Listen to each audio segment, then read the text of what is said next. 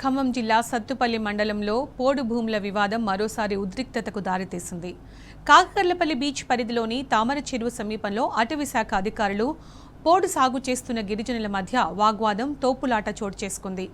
అటవీ భూముల్లోకి ప్రవేశించి పోడు సాగు చేస్తున్న ఇద్దరు గిరిజనులను అధికారులు అదుపులోకి తీసుకోవడంతో పరిస్థితి మరింత ఉద్రిక్తంగా మారింది.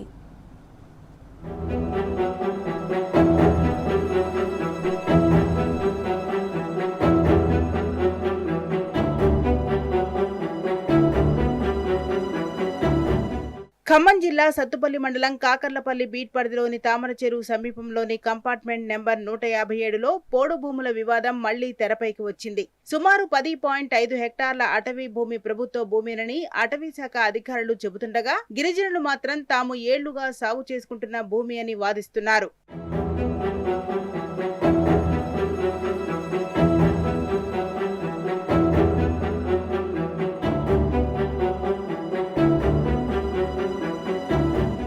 అటవీ భూముల్లోకి ప్రవేశించకుండా ఇటీవల అధికారులు ట్రెంచ్ తవ్వారు. అయితే గిరిజనులు ఆ ట్రెంచ్ ను పూడ్చివేసి అటవీ భూముల్లోకి ప్రవేశించి పోడు కొడుతుండగా అటవీ శాఖ సిబ్బంది అడ్డుకున్నారు. ఈ క్రమంలో ఇరు వర్గాల మధ్య తీవ్ర వాగ్వాదం చోటు చేసుకుని పరిస్థితి ఉద్రిక్తంగా మారింది.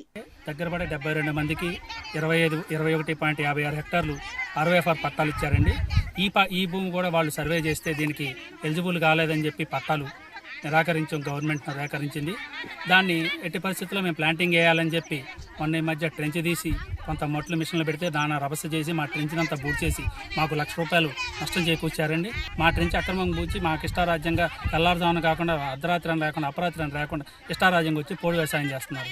ఇది కంపార్ట్మెంట్ నెంబర్ 157, 57, 58. ఈ ట్రెంచ్కి పూడ్చినందుకు కూడా పీఆర్ ఇష్యూ చేసాం. నిన్నగాక మొన్న మళ్ళీ వస్తే మా విధులు ఆటంకం వెళ్తే మళ్ళీ పీఆర్ ఇష్యూ చేసాం. మళ్ళీ ఈ రోజు కూడా మళ్ళీ కఠినమైన నిర్ణయాలతో కేసులు బుక్ చేస్తామని ఖచ్చితంగా చెప్తున్నాం.